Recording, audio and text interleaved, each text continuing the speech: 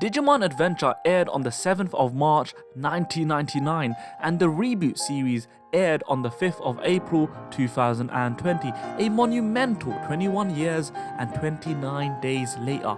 Wow, in this video I'm going to attempt to compare and see how each of the first episodes for Digimon Adventure stack up against each other. Yes, I know that the narratives are completely different, but I'll take that into consideration. I will be bouncing from the 1999 to the 2020 episodes throughout my commentary to articulate my points.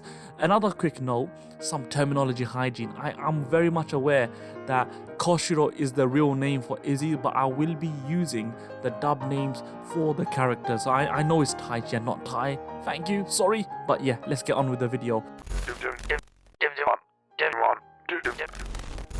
Before even comparing the two episodes, let's just make one thing clear. I'm not going to compare the intro and outros to each other. The intro is legendary in the 1999 series. Honestly, it's undisputed. It can't be beaten, in my opinion. Maybe that's nostalgia, but I think it's really good. But I'm not going to compare those two. Alright, cool. So Digimon Adventure in 1999 episode 1 started off with the narrator speaking of global geographical anomalies throughout the world. Essentially, everything we've heard about global warming, but on steroids. This is all whilst having a gentle melody play out, telling us that this global weather catastrophe or these crises that are happening throughout the world is the new normal. The narrator ends his weird dialogue by focusing the story on a select few children at a summer camp. Whereas the narrator in Digimon Adventure 2020, Masako Nozawa, who's also the voice of Goku, Goten, Gohan from the famous Dragon Ball franchise, but she's also voiced various Digimon throughout the Digimon franchise. She's a legend, that's pretty much what I want to say. Well, she has a quick narration talking about how in the year 2020, humanity is connected by a network where digital life forms called Digimon reside in. A very quick, short, simple introduction, and that's an immediate introduction to Digimon and that they exist to us, compared to the 1999 version where we still have yet to be even told about the network or Digimon. It's just more so about global warming, but it does pan down on the kids to say this is their adventure.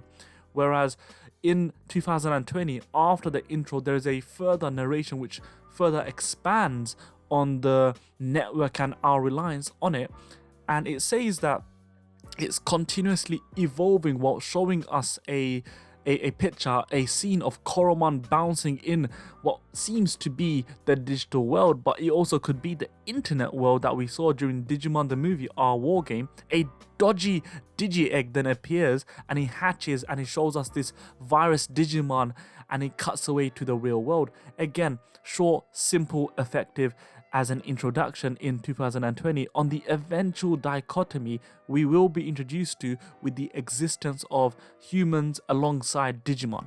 Now back to the 1999 episode. After the narrator finishes his global warming TED talk, the camera pans to our protagonist Taichi Yagami, I'll call him Tai, sat atop a tree without a care in the world, relaxing. I think this is a subtle way to ease the viewers in to the fact that children will always find a way for adventure.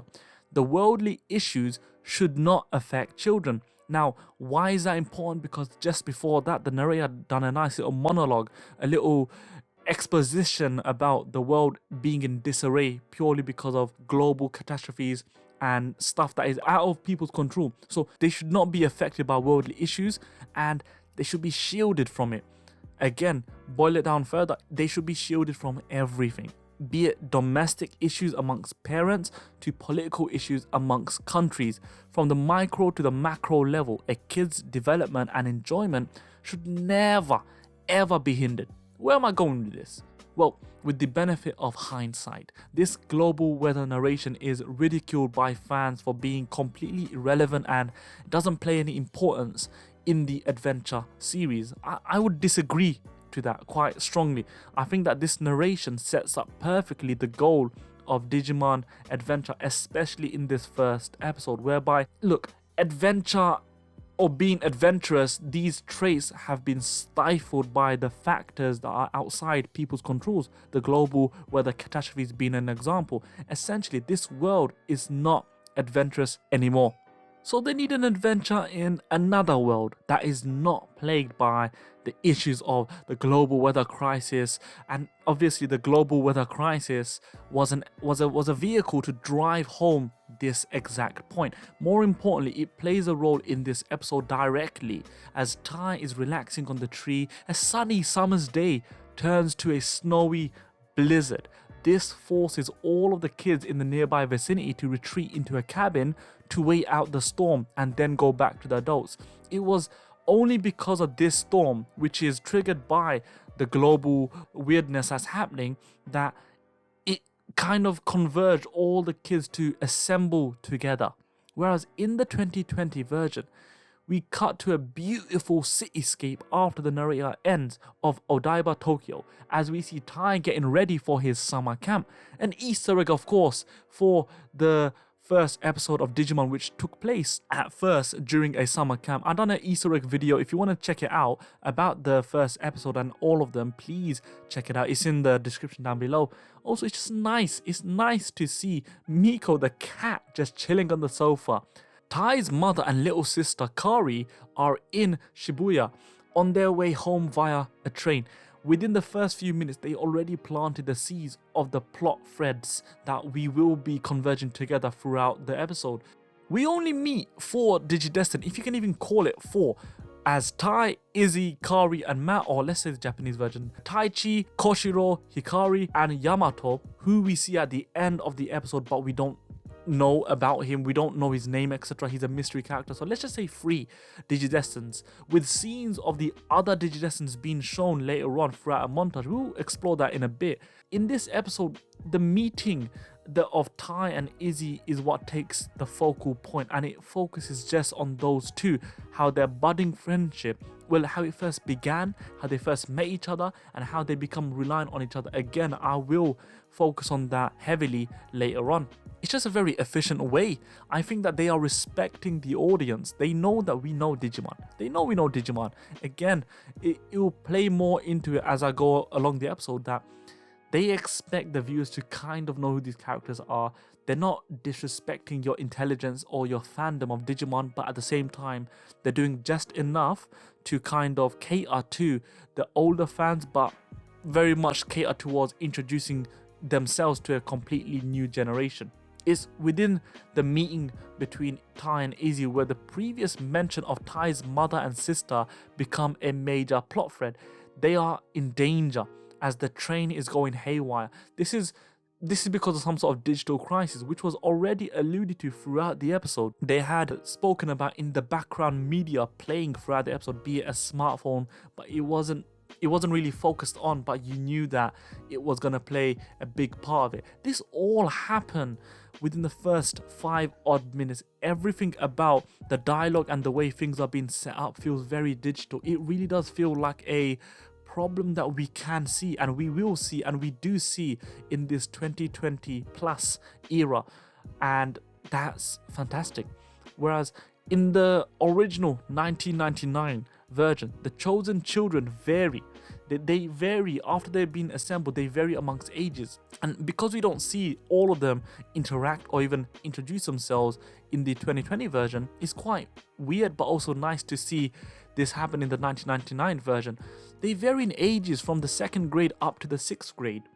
This may not be important, but I think it really is. Of course, we all know that individual differences are important, but adults tend to gloss over the needs and mentalities of children with a broad brush. Although this is the most pragmatic approach from an adult's perspective, from a child's perspective, where their development and understanding is accelerated during their childhood phase, one school year difference may mean so much difference.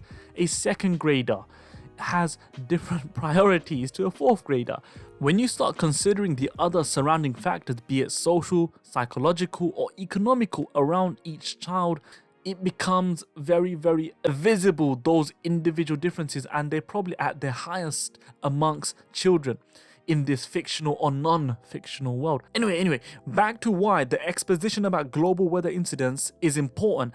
There was an aurora in Japan, which is what the children marveled at. That's not normal. And it's only after the aurora that the Digivices rain down from the skies in the form of 7 pseudo meteorites. And the grand scheme of things, this felt quite epic. If you look at it, if you rewatch it, it feels epic. It feels very grand. It feels very magical, wacky, but epic. It truly did feel that this was a grandiose way of picking the chosen children to become the Digidestined. They pick up the Digivices, and after a glow, a tidal wave appears and transports them to the digital world. So let's summarize. During a Japanese summer, when it was sunny and assumingly very hot if you look at the attire for the children, a snap blizzard occurs, followed by an aurora which precedes 7 meteorites crashing into the snow at the feet of the kids, that also happen to trigger a tidal wave that transports the kids to another world with talking creatures as we get accustomed to digital monsters.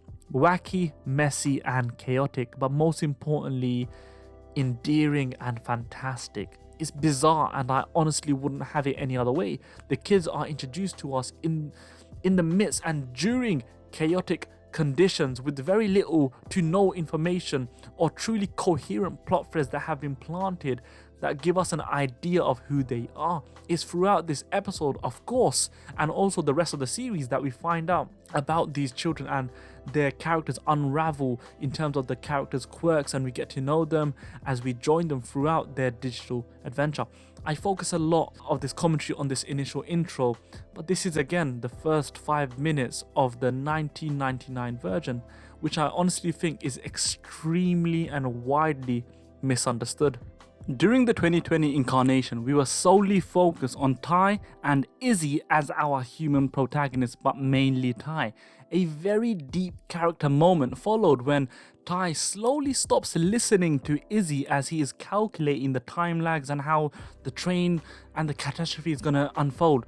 Tai starts listening to his heart and reaches for the goggles around his neck to iconically and famously place them above his forehead as he jumps the train station barrier.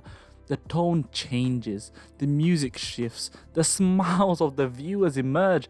What an epic moment. We all know this is just the start. What are you going to do, Taiji? Before we talk about that, let's travel back to 1999. The children each meet their partner Digimon, but it's Tai and Koromon whose initial meeting we truly see from the beginning. I think it's fascinating because the episode then flips the narrative it initially set up. Visually, we are in a world that looks very wild and booming with nature. This is File Island, but this is a stark contrast to the booming city life these children are accustomed to. Remember, in 1999, it was widely believed that humanity were reaching a cornerstone in the technological and digital era. It's somewhat ironic that the digital world has been shown to be completely resembling Earth at its most natural and primal state. Also, Koromon says that he's been waiting for them. This creates intrigue and a connection immediately in this new alien world.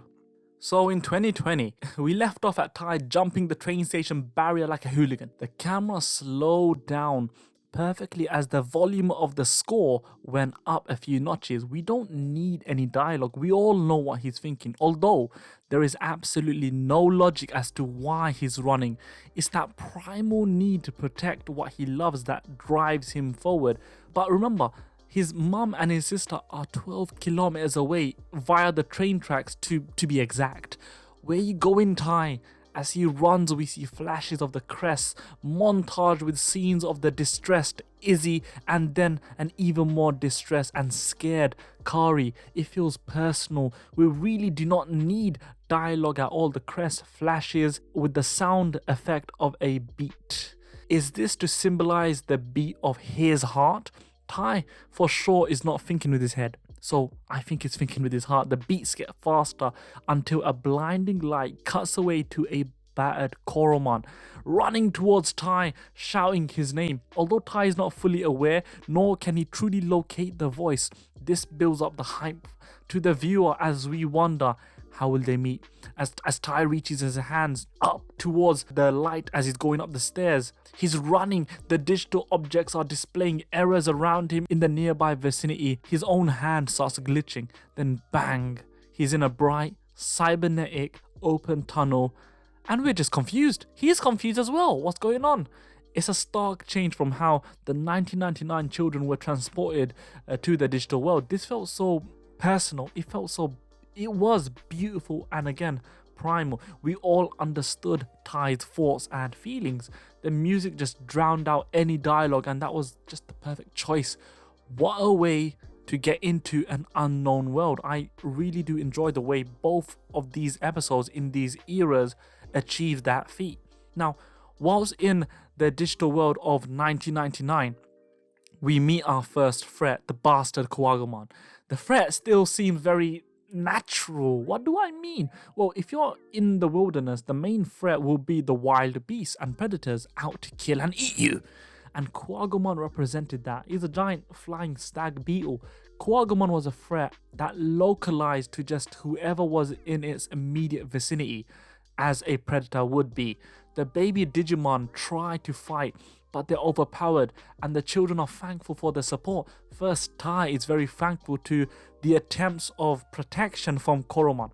The interactions with the Digimon and their Digidestin gave us another insight into the character of the kids. An example would be, Joe's a bit overdramatic scared when he initially met his Digimon. TK is playful, Matt is cool, Sora is very cool as well. She's like the mother of the group anyway, etc. Anyway, their struggle with Kuwagumon leads them to the literal edge of a cliff, where the Digimon are forced to fight and protect their children.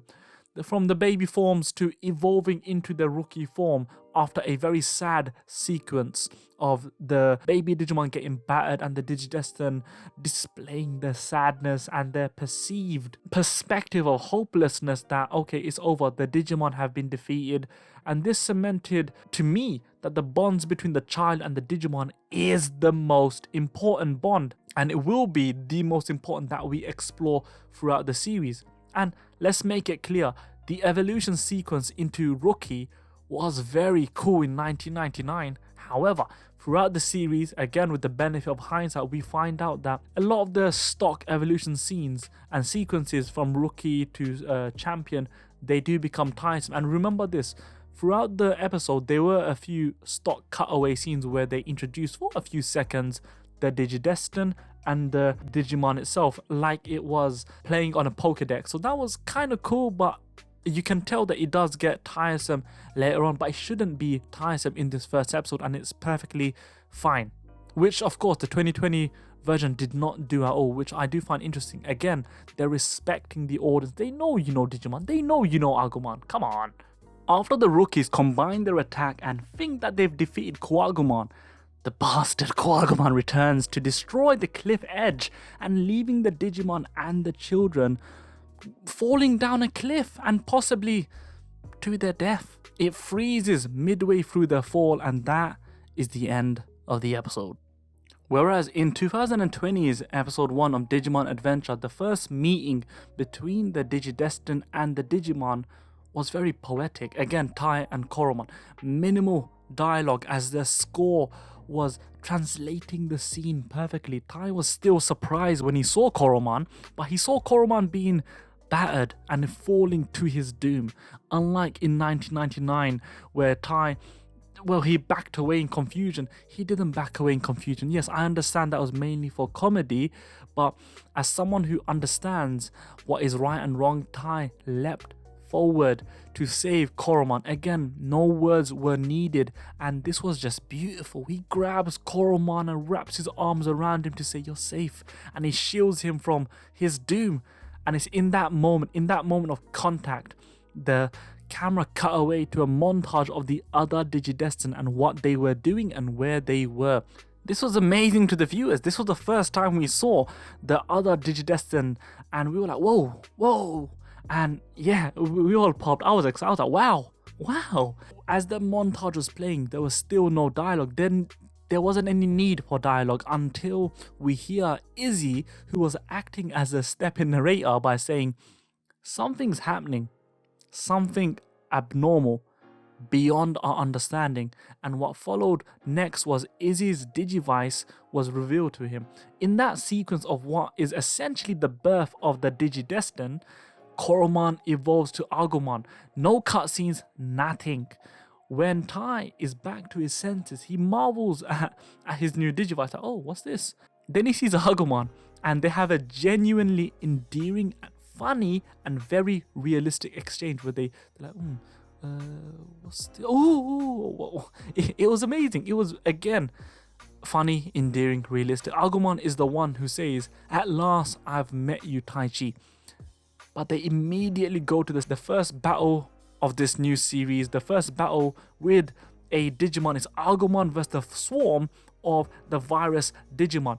One thing to note is that Tai is fighting alongside Agumon. Wherever feasible, he will save him. He literally had Agumon's back.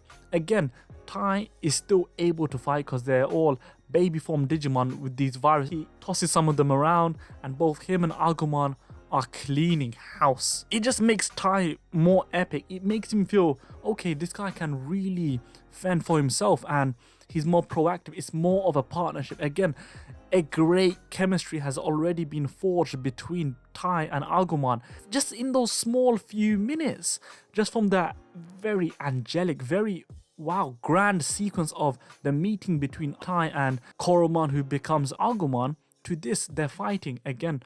What a masterful way to build the chemistry and to let us know, actually, these guys are partners. They rely on each other. One isn't protecting the other. Of course, he does eventually, but they do both need each other to truly grow and flourish. And at the same time, as we spoke about in the 1999 episode, how the bond between the Digimon and the Digidestin is the most important, in this episode in 2020, an equally and just as important bond is being forged, and that's between Tai and Izzy. As Izzy communicates to Tai, making him aware of the situation, Izzy states he can finally be of help now. This is telling us how Izzy will be the greatest asset for the team. Although Tai is the leader or the main protagonist, it's Izzy who truly enables Tai and eventually the rest of the team. He's a valuable and a completely indisposable asset to not only the show but to us. We should truly appreciate Koshiro-kun. The battle with the evolved virus Digimon was the start of another perfectly orchestrated thing of beauty. It was a perceived hopeless situation, yet Agumon was still fighting. Instead of stopping Agumon or trying to retreat, Tai speared forward with Agumon, throwing caution to the wind. He's like, you know what, mate, let's just go at it. If we go, we go. If we die, we die. Let's just go at it. Let's give it a go. The animation was fantastic. The whole episode had amazing animation, but it's during this sequence whereby it truly flourished. The thing is, the 1999 version of Digimon, in terms of animation, and then again, you can't really knock it for this because it was well over 2 decades ago. It was very static. They had a lot of stock animation, stock footage, and wherever possible, they cut corners. But in this one, it just felt like the energy in terms of the animation, it was always moving forward. They were always trying to tell us a story via the very vibrant colors, use of perspective shots, and dynamic motion to complement the tone of the episode. It was perfectly crafted. The way the crest of courage highlights on the Digivice before Agumon evolves was so well done. It was so well done. There was no stock animation in this episode for the evolution from Agumon to what will eventually be introduced to us as Greymon. It was crazy. He just glowed, and he's fighting as he evolved. Wow! It was so different and amazing. A Digimon was fighting while still evolving. It's such a unique take, and boy did they pull it off well. Goodness, Greymon's introduction was a thing of absolute beauty. That battle, that battle between Greymon and Agumon was just unfair to my poor eyes. It was dynamic, fluid, detailed, vibrant, powerful, and explosive. The score in this episode, in this sequence, has been amazing already. But again, in this particular sequence, oh my god, it captured all the feelings it was trying to portray and more. The partnership between the Digimon and the partner Digidestin was highlighted.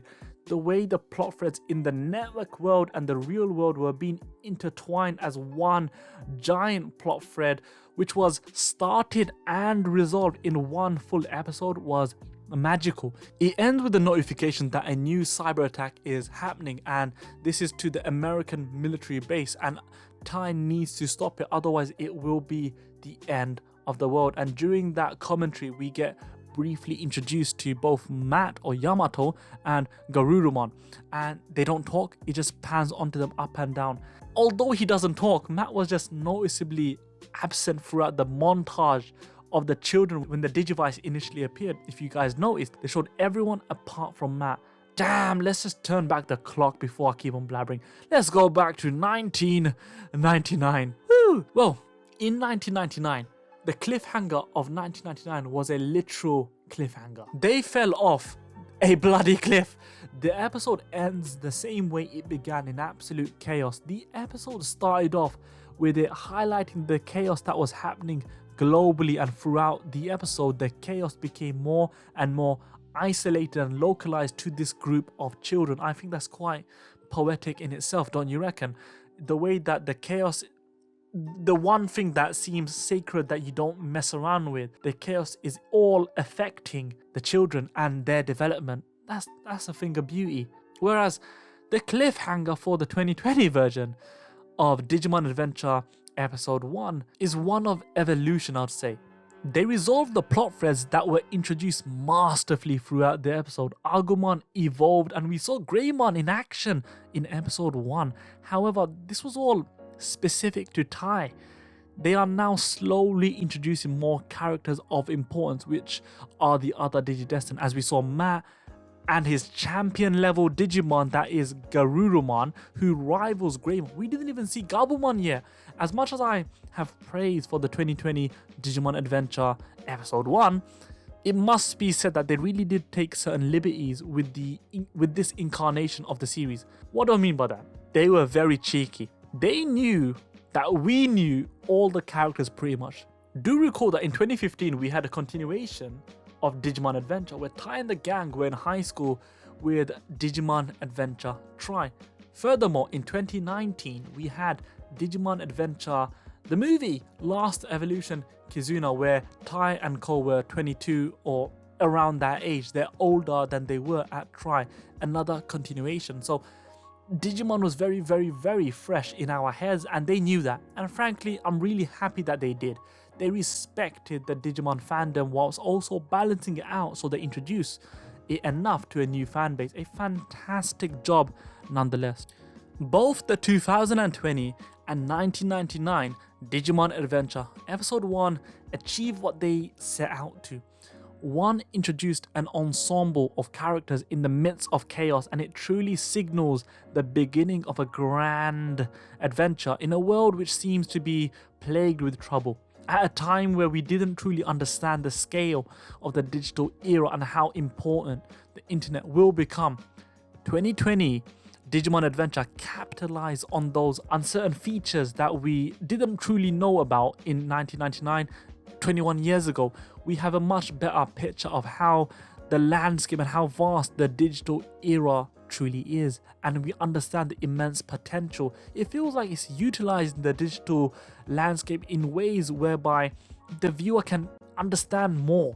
It highlights the scary yet impressive scale of connectivity through the internet. I was skeptical like a chicken walking through KFC before this episode aired. I didn't want them to reboot Digimon, but I truly feel hopeful now. This episode of Digimon Adventure Episode 1 is taking a more measured, calculated approach in how they want to retell this story between Tai and the crew. Whereas 1999 Digimon was making sense of the chaos which created some of the most amazing and endearing moments, which is why Digimon Adventure has crafted such a strong, loyal fan base. That's the thing. If I were to give my thoughts on it, both of them they did what they needed to do, and I enjoyed them thoroughly. As I rewatched the first episode of both the 2020 and the 1999 incarnations of Digimon, I'm understanding that Digimon's just better than Pokemon, isn't it? And one thing which I hope they do take into consideration as we move forward throughout the 2020 series is there needs to be more of a sense of adventure. From the get-go, the 1999 version achieved that, and they achieved that very well. It felt like a massive grand adventure. Now we need to feel that as well in 2020. It doesn't have to just be a massive mission of saving the world. I don't want to see them save the world, to be honest. I want to see them save themselves. I want to see Ty and the gang in this incarnation to grow as people. I want to see them grow in terms of intelligence, in terms of experience, and just grow. They need to showcase that as they did in 1999, and hopefully they do that in this series. Again, a very strong and loyal fan base. So Digidestined around the world, this was Digimon 1999 episode 1 versus Digimon Adventure 2020 episode 1. I hope you enjoyed, and if you have any thoughts and feelings, let me know. And if you want to see me do something similar or other suggestions for Digimon videos, let me know. Check out the other videos and stay safe, stay digital. Yep, take care.